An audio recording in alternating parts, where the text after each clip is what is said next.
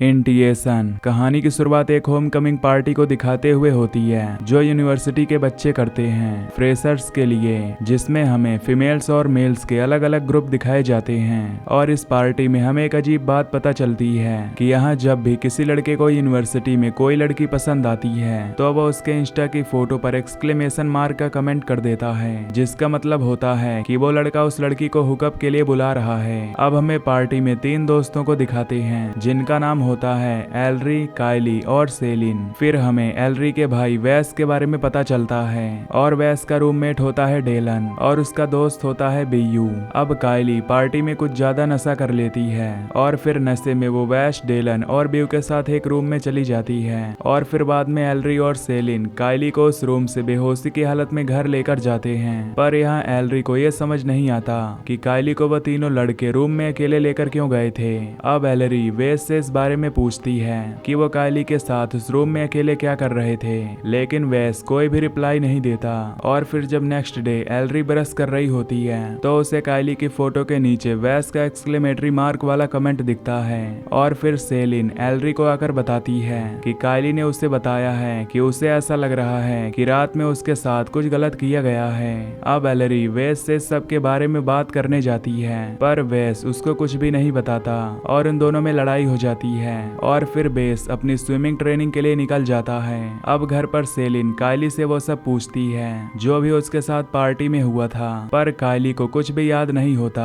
अब बाद में एलरी काइली की पैंट चुरा लेती है जो उसने पार्टी के टाइम पहनी थी, क्योंकि एलरी वो एक बायोलॉजिस्ट है और वो पैंट्स पर से डीएनए टेस्ट करके पता लगा सकती है कि काइली के साथ कुछ गलत हुआ था या नहीं, और अगर हुआ था तो वो किसने किया था। अब रात को एलरी जब अपने कॉलेज से निकलती है तो टायलर नाम का एक लड़का उसके पीछे आता है जो कॉलेज का एक वियर्डो होता है और हम व्यूअर समझ पाते हैं कि टायलर एलरी को लाइक करता है। और फिर बाद में घर जाते वक्त एलरी वैस को मैसेज करती है जिसमें वो अपने बिहेवियर के लिए उससे माफी मांगती है। अब हम वैस को देखते हैं जो स्विमिंग प्रैक्टिस में बिल्कुल भी अच्छा परफॉर्म नहीं करता और उसकी वजह से सबको पनिशमेंट मिलती है। और फिर क्लास के बाद कोच वैस को वार्निंग भी देता है और हमें यहाँ पता चलता है कि वैस यूनिवर्सिटी को ओलंपिक में रिप्रेजेंट करने वाला है। अब हम काइली को क्लास में देखते हैं जिसे पार्टी की बातें बार बार याद आ रही होती हैं और उसका ध्यान बिल्कुल भी क्लास में नहीं लगता। इधर एलरी अपने लैब में अनऑथराइज्ड तरीके से काइली की पैंट से सैंपल लेती है और उसका डीएनए टेस्ट करती है और सीन कट हो जाता है। फिर हम रात का सीन देखते हैं जहाँ वैस जब घर आता है तो उसका मूड खराब होता है और वो अपने दोस्तों के साथ पार्टी भी नहीं करता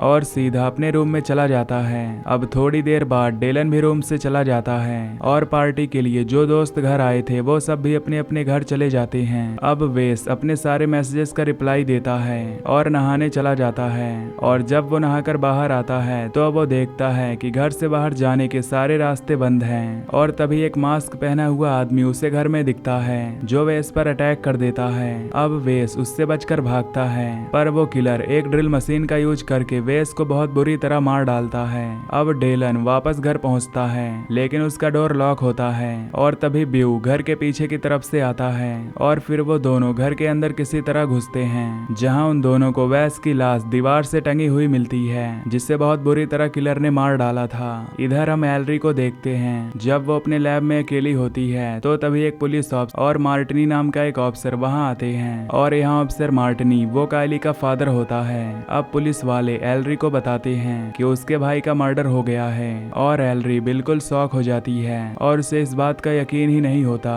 तो वो रोने लग जाती है और सीन कट हो जाता है। अब नेक्स्ट सीन में डिटेक्टिव सैंड्रा को दिखाते हैं जो इस केस को इन्वेस्टिगेट करेगी और वो न्यूज को जो हुआ बता रही होती है। और फिर यूनिवर्सिटी का चांसलर वैन होन सबको अपना दुख जाया करता है। अब एलरी को पुलिस स्टेशन में दिखाते हैं जहाँ वो अपने पेरेंट्स को कॉल करके सब बताती है और फिर पुलिस स्टेशन में ब्यू को पूछताछ के लिए बुलाया जाता है क्योंकि ब्यू भी शक के दायरे में होता है।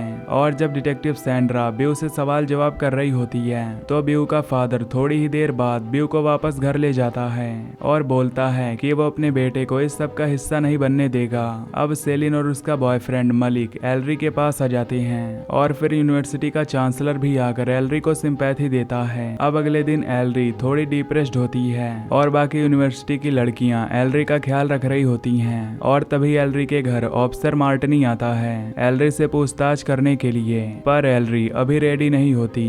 और फिर मार्टिनी एलरी से वादा करता है कि वो किलर को बहुत जल्द ढूंढ लेगा। अब एलरी को स्टूडेंट अफेयर से फोन आता है, जहां उसे पता चलता है कि यूनिवर्सिटी का चांसलर वैन हॉर्न पर्सनली एलरी से बात करना चाहता है। अब हमें डेलन को दिखाते हैं, जिससे डिटेक्टिव सैंड्रा पूछताछ कर रही होती है। और यहाँ डेलन बताता है कि उससे बीयू पर शक है, क्योंकि वह उस रात को पार्टी के बाद भी घर नहीं गया था। और फिर इस सीन से हमें पता चलता है कि 1 साल पहले वैस ने एक लड़की को सेक्सुअली असॉल्ट किया था, पर ये बात यूनिवर्सिटी के चांसलर ने दबा दी थी। अब डेलन पूछताछ के बाद टॉयलेट में बैठा हुआ होता है, तभी वो किलर वहां पर आ जाता है और वो डेलन को पहले बहुत बुरी तरह मारता है और फिर उसके सर में ड्रिल मशीन घुसाकर उसे बुरी तरह मार डालता है और उसे भी दीवार पर लटकाकर चला जाता है। अब एलरी को दिखाते हैं, जो कायली से माफी मांगती है क्योंकि उसने चोरी छुपे उसकी पैंट पर टेस्ट किए थे। और फिर वहां पर सेलिन आ जाती है और फिर वो तीनों चांसलर से बात करने चली जाती हैं। पर इस सीन से हमें पता चलता है कि सच में कायली के साथ उस रात कुछ गलत हुआ था। अब हम ब्यू को देखते हैं, जो अपने रूम में मास्टरबेट कर रहा होता है, पर तभी वहां पर किलर आ जाता है और वो ड्रिल मशीन उसके गले में घुसाकर ब्यू को भी मार डालता है। और हमें अभी तक कोई क्लू नहीं मिलता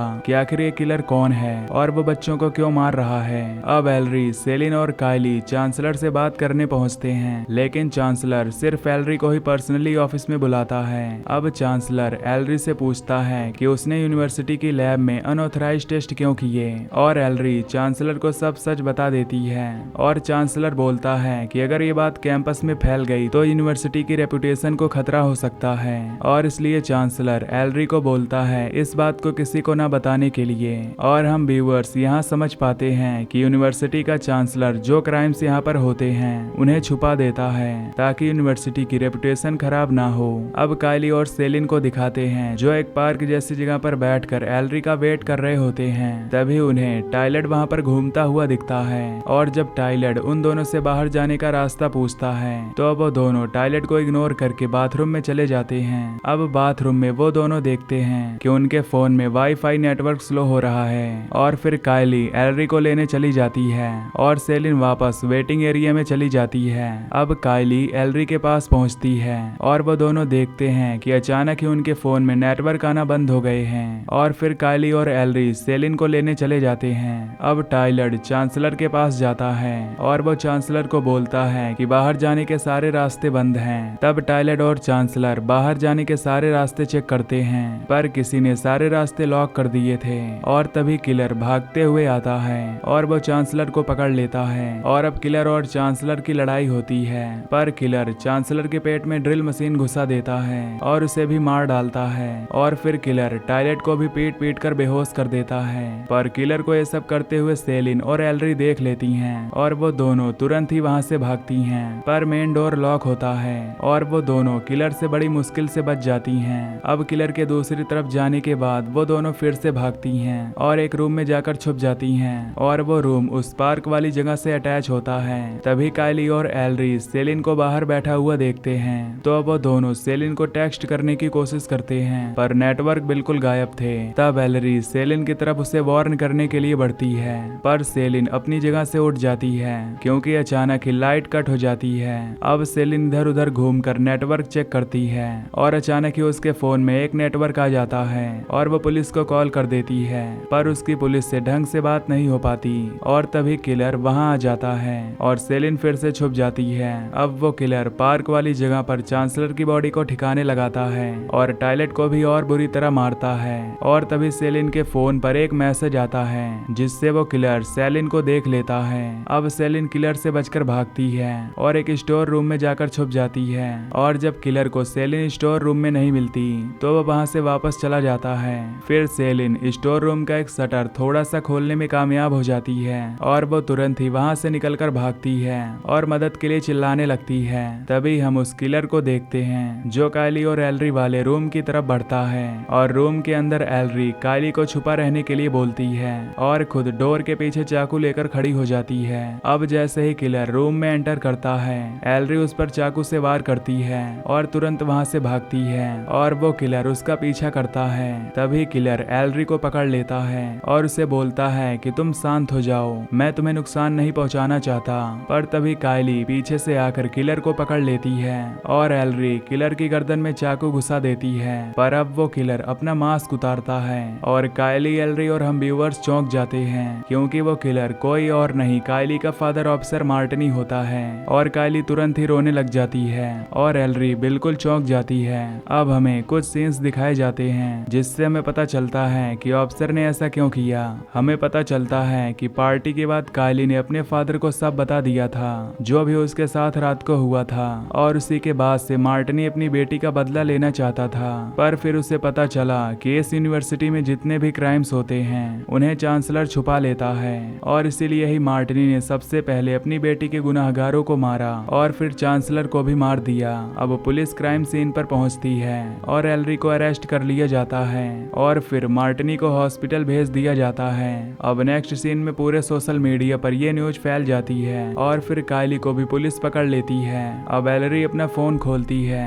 जहां उसे पता चलता है कि मार्टिनी जिंदा बच गया है और अभी भी पुलिस ने किसी को भी मर्डर्स के लिए अरेस्ट नहीं किया है। और ये सब देखने के बाद एलरी बहुत ज्यादा सदमे में हो जाती है और ये मूवी यहीं पर खत्म हो जाती है। Till then take care, love you, bye bye.